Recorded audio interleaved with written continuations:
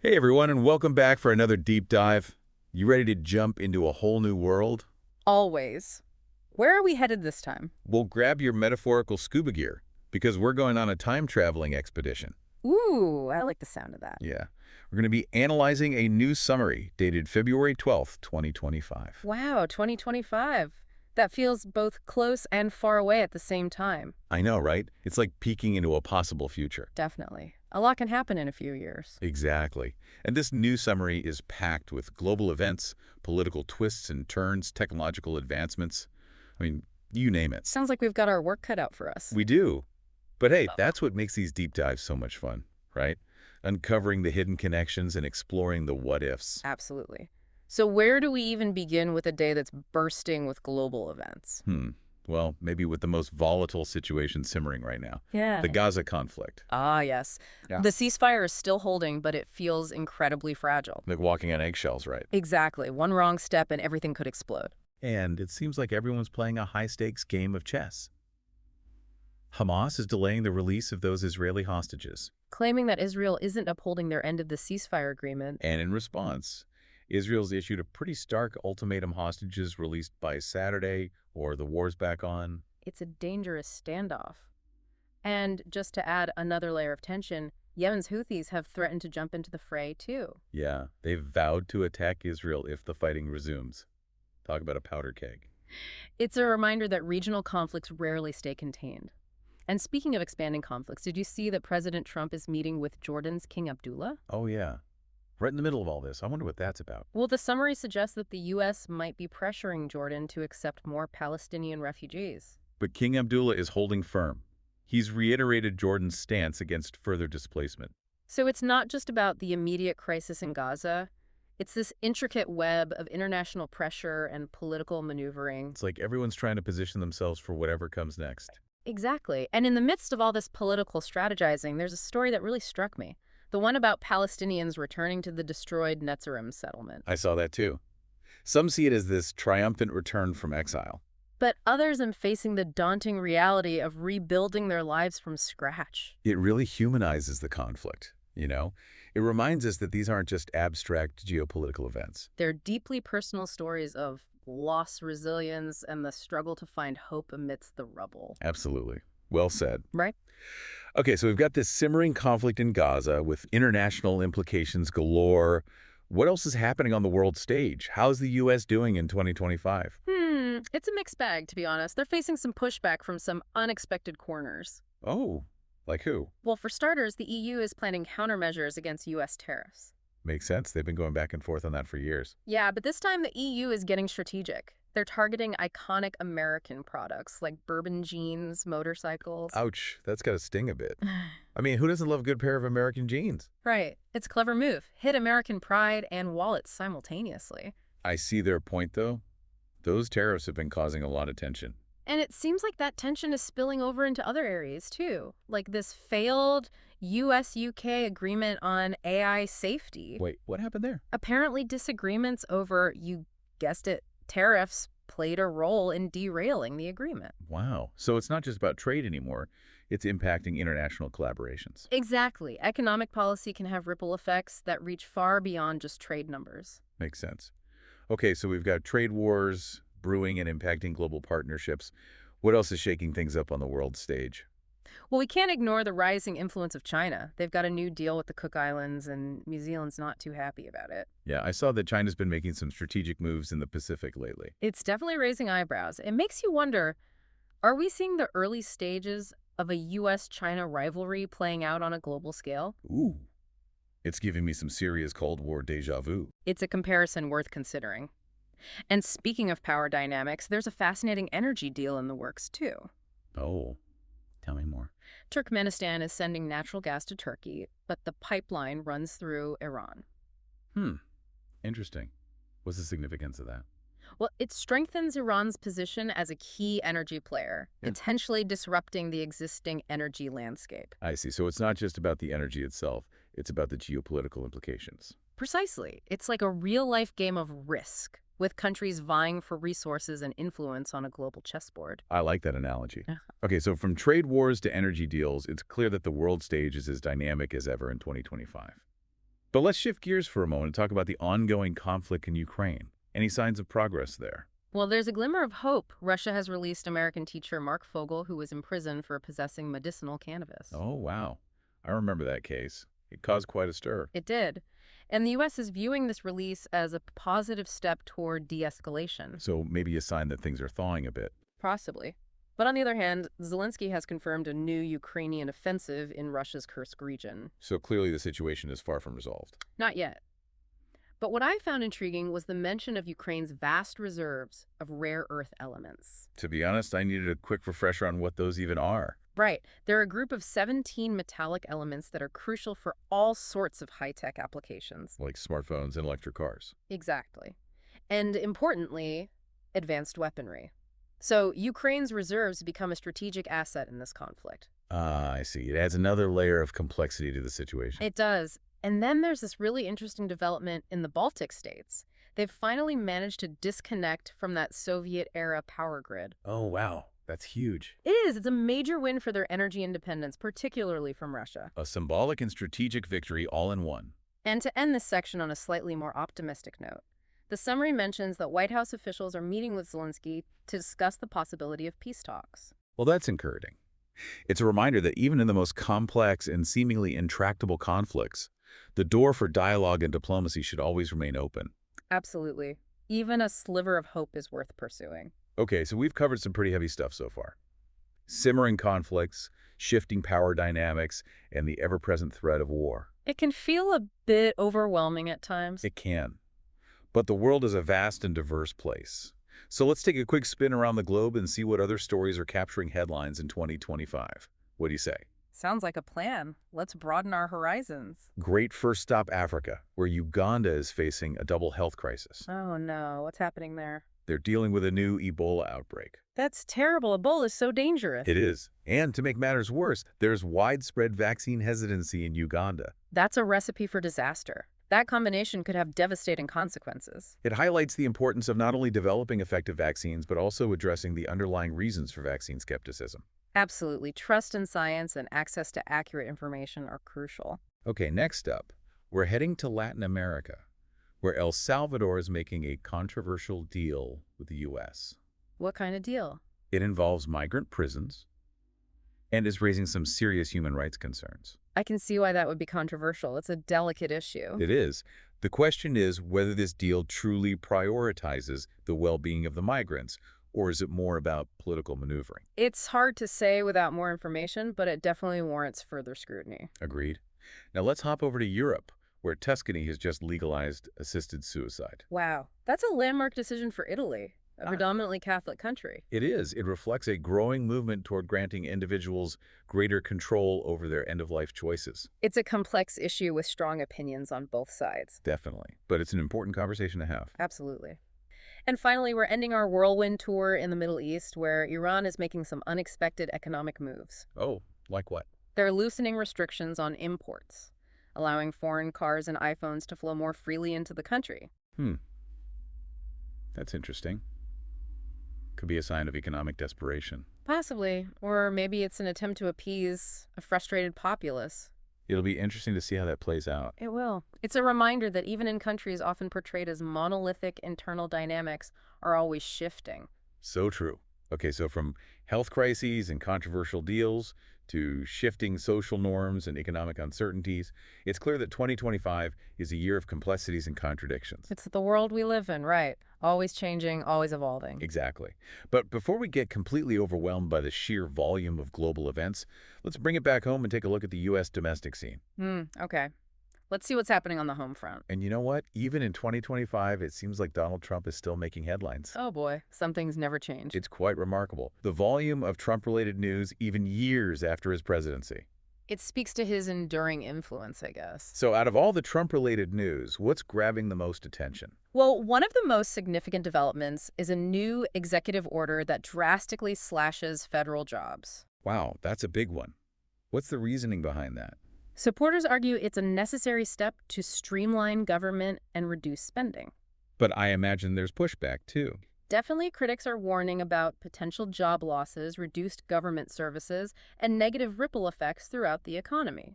It's a bold move, with potentially far-reaching consequences. And speaking of consequences, there's also a lawsuit brewing over unpaid U.S. aid bills. Oh, what's that about? Seemed like a direct result of the administration's actions, highlighting how policy decisions can have a tangible financial impact. Sometimes leading to legal battles and strained relationships. Exactly. And to add another layer to this story, we have Pope Francis publicly rebuking Trump, Over his migrant deportation policies. adding a moral dimension to the political debate, It's interesting to see how religious leaders are stepping into the political arena. using their moral authority to critique policy decisions. And then there's this curveball. Elon Musk is becoming increasingly vocal on the political stage. It seems like he's everywhere these days. His growing influence is definitely something to watch.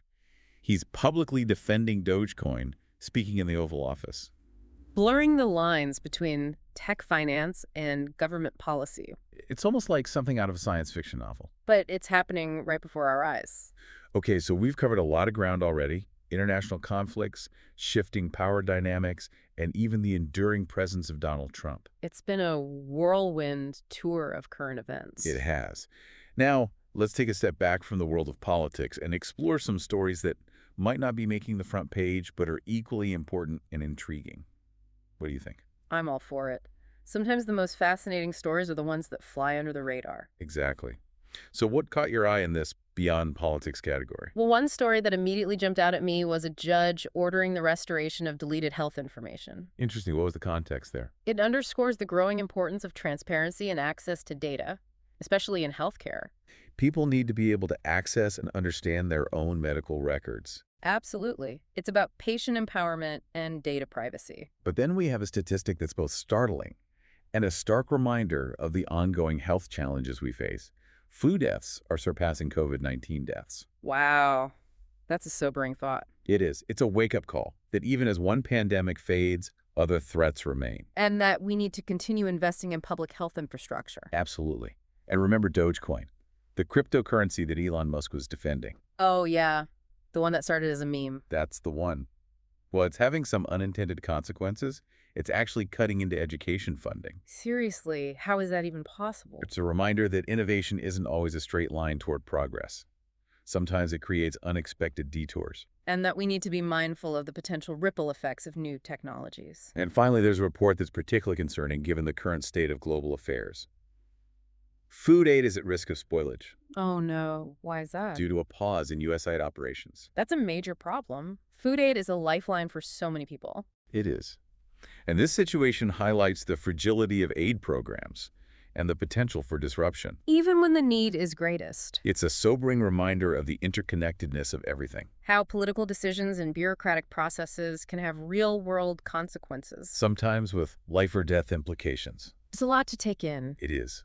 Yeah. We've explored this snapshot from 2025, a world of simmering conflicts, political maneuvering, and a mix of progress and setbacks. All intertwined in a complex web of cause and effect. What stands out to you the most? I think for me it's the growing influence of non-state actors. Like Hamas, the Houthis, even Elon Musk? It seems like traditional power structures are being challenged. That's a really interesting observation. And what about you? What's resonating with you? I'm struck by the power of technology, both its potential for progress and its potential for disruption. That's a great point. We see AI being developed, but disagreements over its safety and regulation persist. It's like we're on the cusp of a technological revolution, but haven't figured out the rules of the game yet. And then you have Dogecoin, initially a joke, now impacting education funding. It's a reminder that technological innovations can have unintended consequences. Sometimes in the most unexpected ways. And that we need to be thinking about these things now before it's too late. Absolutely. Well, this deep dive has given us a lot to think about. It has. It's been a fascinating journey into a possible future. A future that's still being written. And that we all have a role in shaping. On that note, I think it's time for a break. We've covered a lot of ground in this first part of our deep dive into 2025. We have, but we've only just scratched the surface. I can't wait to see what else we uncover. Me too.